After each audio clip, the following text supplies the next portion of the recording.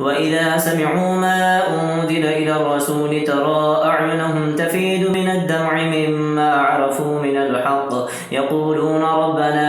آمنا فاكتبنا مع الشاهدين وما لنا لا نؤمن بالله وما جاءنا من الحق ونطمع أن يدخلنا ربنا مع القوم الصالحين فأثابهم الله بما قالوا جنات تجري من تحتها الأنهار خالدين فيها وذلك جزاء المحسنين والذين كفروا وكذبوا بآياتنا أولئك أصحاب الجحيم يا أيها الذين آمنوا لا تحرموا طيبات ما أحل الله لكم ولا تعتدوا إن الله لا يحب المعتدين وكلوا مما رزقكم الله حلالا طيبا واتقوا الله الذي أنتم به مؤمنون لا يؤاخذكم الله باللغو في أيمانكم ولكن يؤاخذكم بما عقدتم الأيمان فكفارته إطعام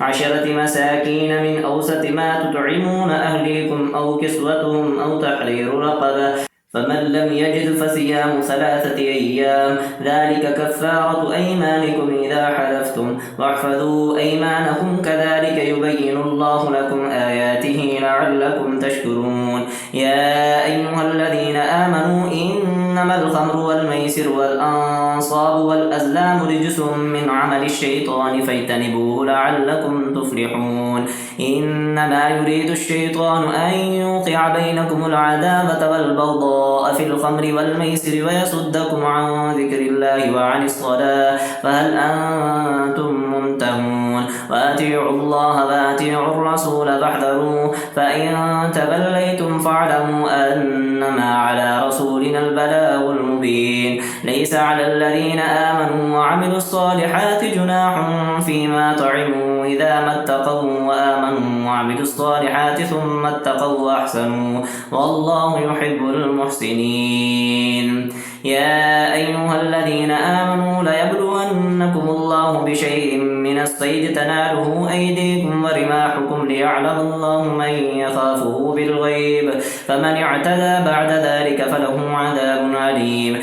يا أيها الذين آمنوا لا تقتلوا الصيد وأنتم حرم ومن قتله منكم متعمدا فجزاء مثل ما قتل من النعم يحكم به ذوى عدل منكم هديا بالغ الكعبة أو كفارة طعام مساكين أو عدل ذلك صياما ليذوق وبال أمره عفى الله عما سلف ومن عاد فينتقم منه والله عزيز ذو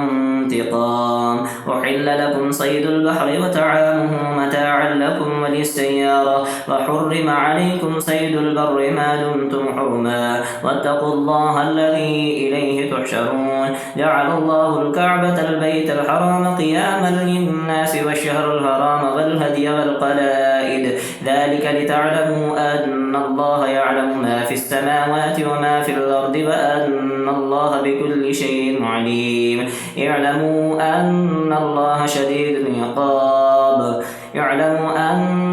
شديد العقاب وأن الله غفور رحيم ما على الرسول إلا البلاغ والله يعلم ما تبدون وما تكتمون قل لا يستوي الخبيث والطيب ولو أعجبك كثرة الخبيث فاتقوا الله يا أولي الألباب لعلكم تفلحون يا أيها الذين آمنوا لا تسألوا عن أشياء إن تبد لكم تسؤكم وإن تسألوا عنها حين ينزل القرآن تبد لكم عفى الله عنها والله غفور حليم قد سألها قوم من قبلكم ثم أصبحوا بها كافرين ما جعل الله من بحيرة ولا سائبة ولا وسيلة ولا حام ولكن الذين كفروا يفترون على الله الكذب وأكثرهم لا يعقلون وإذا قيل لهم تعالوا إلى ما أنزل الله وإلى الرسول قالوا حسبنا ما وجدنا عليه آباءنا أولو كان آباؤهم لا يعلمون شيئا ولا يهتدون يا أيها الذين آمنوا عليكم أنفسكم لا يضركم من ضل إذا اهتديتم إلى الله مرجعكم جميعا فينبئكم بما كنتم تعملون. يا أيها الذين آمنوا شهادة بينكم إذا حضر أحدكم الموت حين الوصية اثنان ذوى عدل منكم أو آخران من غيركم إن أنتم ضربتم في الأرض فأصابتكم مصيبة الموت تحبسونهما من بعد الصلاة فيقسمان بالله إن ارتبتم لا نشتري به ثمنا ولو كان ذا قربى ولا نكتم شهادة الله إنا إذا لمن الآثمين. فإن عثر على أنهما استحقا إثما فآخران يقومان مقامهما من الذين استحق عليهم الأوليان فيقسمان بالله لشهادتنا أحق من شهادتهما وما اعتدينا إنا إذا لمن الظالمين. ذلك أدنى أن يأتوا بالشهادة على وجهها أو يخافوا أن ترد أيمان بعد أيمانهم واتقوا الله واسمعوا والله لا يهدي القوم الفاسقين. يوم يجمع الله الرسل فيقول ماذا أجبتم قالوا لا علم لنا إنك أنت علام الغيوب. إذ قال الله يا عيسى ابن مريم اذكروا نعمتي عليك وعلى والدتك إذ أيدتك بروح القدس تكلم الناس في المهد وكهلا وإذ علمتك الكتاب والحكمة والتوراة والإنجيل وإذ تخلق من الطين كهيئة الطير بإذني فتنفخ فيها فتكون طيرا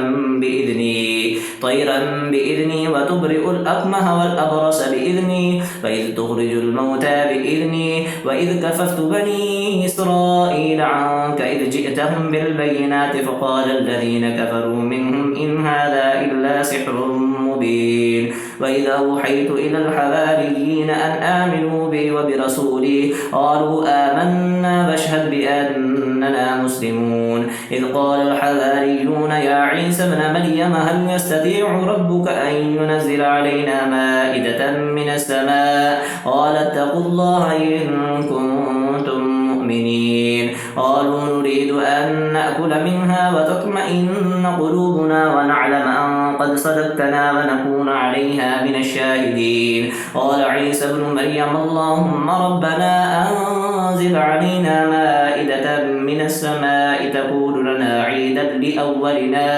عيدا لأولنا وآخرنا وآية منك وارزقنا وأنت خير الرازقين. قال الله إني منزلها عليكم فمن يكفر بعد منكم فإني أعذبه عذابا لا أعذبه أحدا من العالمين. وإذ قال الله يا عيسى ابن مريم أأنت قلت للناس اتخذوني وأمي إلهين من دون الله قال سبحانك ما يكون لي أن أقول ما ليس لي بحق إن كنت قلته فقد علمت تعلم ما في نفسي ولا أعلم ما في نفسك إنك أنت علام الغيوب. ما قلت لهم إلا ما أمرتني به أن يعبدوا الله ربي وربكم وكنت عليهم شهيدا ما دمت فيهم فلما توفيتني كنت أنت الرقيب عليهم وأنت على كل شيء شهيد. إن تعذبهم فإنهم عبادك وإن تغفر لهم فإنك أنت العزيز الحكيم. قال الله هذا يوم ينفع الصادقين صدقهم لهم جنات تجري من تحتها الأنهار خالدين فيها أبدا رضي الله عنهم ورضوا عنه ذلك الفوز العظيم. لله ملك السماوات والأرض وما فيهن وهو على كل شيء قدير.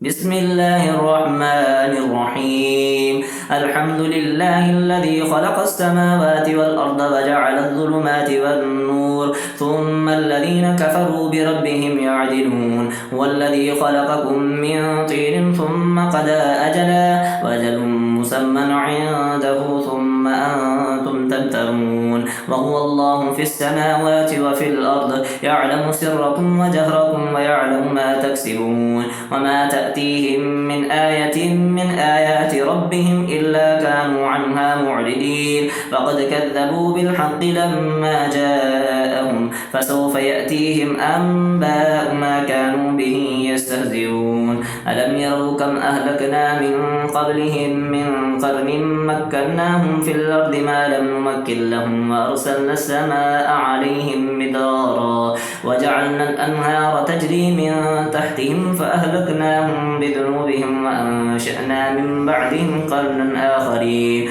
ولو نزلنا عليك كتابا في قرطاس فلمسوه بأيديهم لقال الذين كفروا إن هذا إلا سحر مبين وقالوا لولا أنزل عليه ملك ولو أنزلنا ملكا لقضي الأمر ثم لا ينظرون ولو جعلناه ملكا لجعلناه رجلا وللبسنا عليهم ما يلبسون ولقد استهزئ برسل من قبلك فحاك بالذين سخروا منهم ما كانوا به يستهزئون قل سيروا في الأرض ثم انظروا كيف كان عاقبة المكذبين قل لمن ما في السماوات والأرض قل لله كتب على نفسه الرحمة لا يجمعنكم إلى يوم القيامة لا ريب فيه الذين خسروا أنفسهم فهم لا يؤمنون وله ما سكن في الليل والنهار وهو السميع العليم قل غير الله أتخذ وليا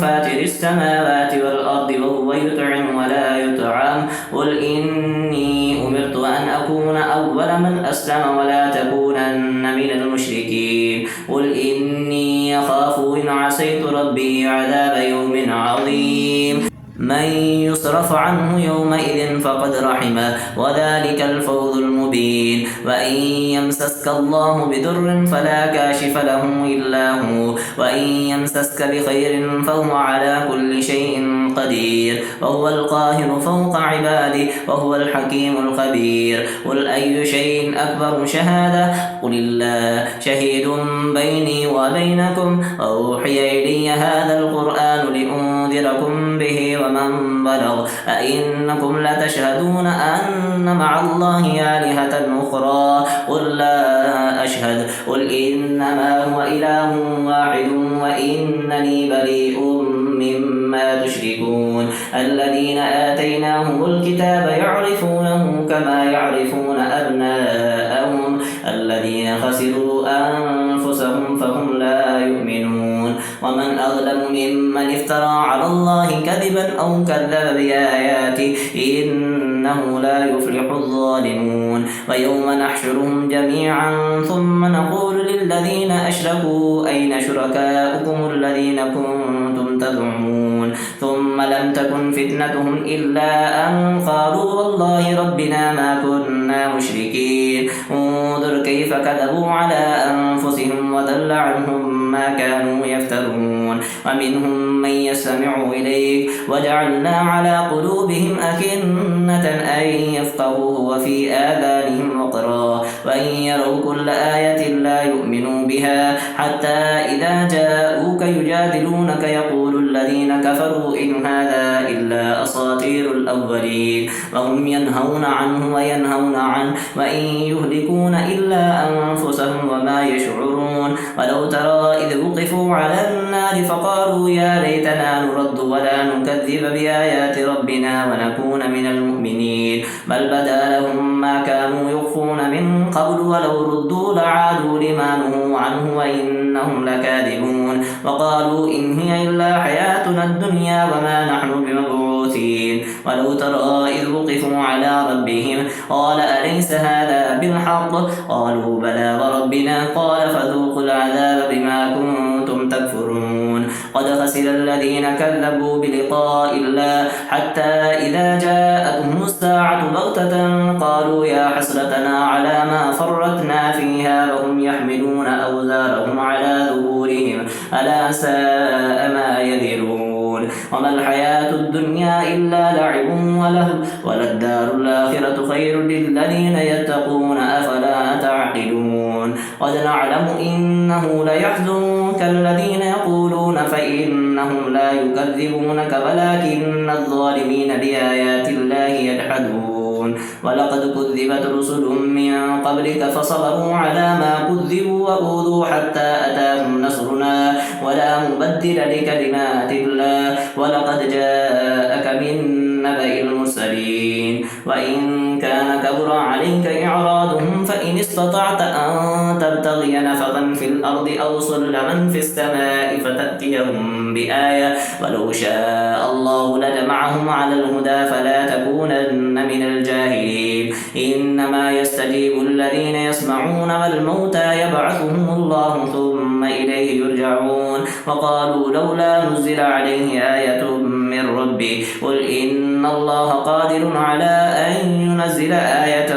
ولكن أكثرهم لا يعلمون وما من دابة في الأرض ولا طائر يطير بجناحيه إلا أمثالكم ما فرطنا في الكتاب من شيء ثم إلى ربهم يحشرون والذين كذبوا بآياتنا صم وبكم في الظلمات من يشاء الله يضلل ومن يشاء يجعله على صراط مستقيم قل أرأيتكم إن آتاكم عذاب الله أو أتتكم الساعة وغير الله تدعون إن كنتم صادقين بل إياه تدعون فيكشف ما تدعون إليه إن شاء فتنسون ما تشركون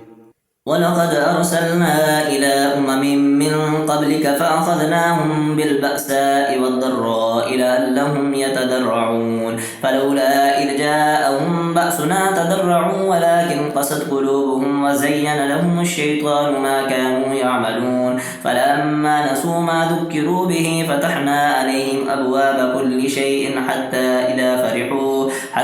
إذا فرحوا بما أوتوا أخذناهم بغتة فإذا هم مبلسون فقطع دابر القوم الذين ظلموا والحمد لله رب العالمين قل أرأيتم إن أخذ الله سمعكم وأبصاركم وختم على قلوبكم من إله غير الله يأتيكم به انظر كيف نصرف الآيات ثم هم يصرفون قل أرأيتكم إن آتاكم عذاب الله بغتة أو جهرة هل يهلك إلا القوم الظالمون وما نرسل المرسلين إلا مبشرين ومنذرين فمن آمن وأصلح فلا خوف عليهم ولا هم يحزنون والذين كذبوا بآياتنا يمسهم العذاب بما كانوا يفسقون قل لا أقول لكم عندي خزائن الله ولا أعلم الغيب ولا أقول لكم إني ملك إن أتبع إلا ما يوحى إلي قل هل يستوي الأعمى والبصير أفلا تتفكرون وأنذر به الذين يخافون أن يحشروا إلى ربهم ليس لهم من دونه ولي ولا شفيع لعلهم يتقون ولا تطرد الذين يدعون ربهم بالغداة والعشي يريدون وجهه ما عليك من حسابهم من شيء وما من حسابك عليهم من شيء فتطردهم فتكون من الظالمين وكذلك فتنا بعدهم ببعد ليقولوا أهؤلاء من الله عليهم من بيننا أليس الله بأعلم بالشاكرين وإذا جاءك الذين يؤمنون بآياتنا فقل سلام عليكم كتب ربكم على نفسه الرحمة أنه من عمل منكم سوءا بجهالة ثم تاب من بعده وأصلح فأنه غفور رحيم وكذلك نفصل الآيات ولتستبين سبيل المجرمين قل إني نهيت أن أعبد الذين تدعون من دون الله قل لا أتبع أهواءكم قد ضللت إذا وما أنا من المهتدين قل إني على بينة من ربي وكذبتم به ما عندي ما تستعجلون به إن الحكم إلا لله يقص الحق وهو خير الفاسلين قل لو أن عندي ما تستعجلون به لقضي الأمر بيني وبينكم والله أعلم بالظالمين وعنده مفاتح الغيب لا يعلمها إلا هو ويعلم ويعلم ما في البر والبحر وما تسقط من ورقة إلا يعلمها ولا حبة في ظلمات الأرض ولا رطب ولا يابس إلا في كتاب مبين. وهو الذي يتوفاكم بالليل ويعلم ما جرحتم بالنهار ثم يبعثكم فيه ليقضى أجل مسمى ثم إليه مرجعكم ثم ينبئكم بما كنتم تعملون. وهو القاهر فوق عباده ويرسل عليكم حفظا حتى إذا جاء أحدكم الموت توفته رسلنا وهم لا يفرطون ثم ردوا إلى الله مولاهم الحق ألا له الحكم وهو أسرع الحاسبين. قل من ينجيكم من ظلمات البر والبحر تدعونه تضرعا وخفيا لئن أنجانا من هذه لنكونن من الشاكرين. قل الله ينجيكم منها ومن كل كرب ثم أنتم تشركون. قل هو القادر على أن يبعث عليكم عذابا من فوقكم أو من تحت أرجلكم أو يلبسكم شيعا ويذيق بعضكم بأس بعض انظر كيف نصرف الآيات لعلهم يفكرون. وكذب به قومك وهو الحق قل لست عليكم بوكيل لكل نبأ مستقر وسوف تعلمون. وإذا رأيت الذين يخوضون في آياتنا فأعرض عنهم حتى يخوضوا في حديث غيره وإما ينسينك الشيطان فلا تقعد بعد الذكرى مع القوم الظالمين. وما على الذين يتقون من حسابهم من شيء ولكن ذكرى لعلهم يتقون. وذر الذين اتخذوا دينهم لعبا ولهوا وغرتهم الحياة الدنيا وذكر به أن تبصر نفس بما كسبت ليس لها من دون الله ولي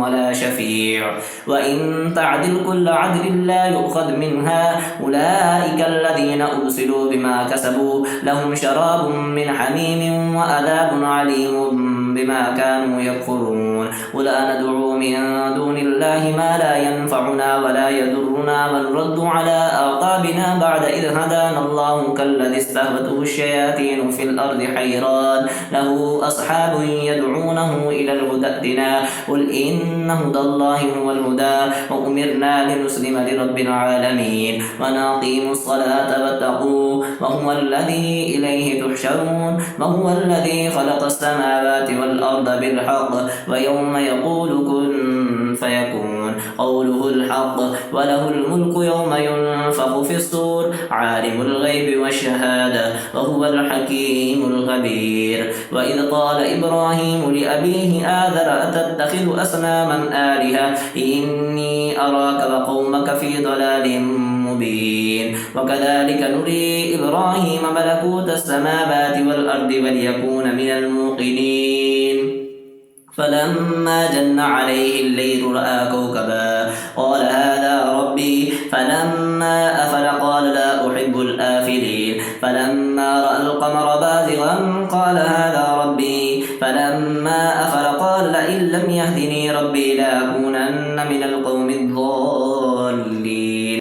فلما رأى الشمس بازغة قال هذا ربي هذا أكبر. فلما أفلت قال يا قوم إني بريء مما تشركون إني وجهت وجهي للذي فطر السماوات والأرض حنيفا وما أنا من المشركين. وحاجه قومه قال أتحاجوني في الله وقد هدان ولا أخاف ما تشركون به إلا أن يشاء ربي شيئا وسع ربي كل شيء علما أفلا تتذكرون. وكيف أخاف ما أشركتم ولا تخافون أنكم أشركتم بالله ما لم ينزل به عليكم سلطانا فأي الفريقين أحق بالأمن إن كنتم تعلمون. الذين آمنوا ولم يلبسوا إيمانهم بظلم أولئك لهم الأمن وهم مهتدون. وتلك حجتنا آتيناها إبراهيم على قومه نرفع درجات من نشاء إن ربك حكيم عليم.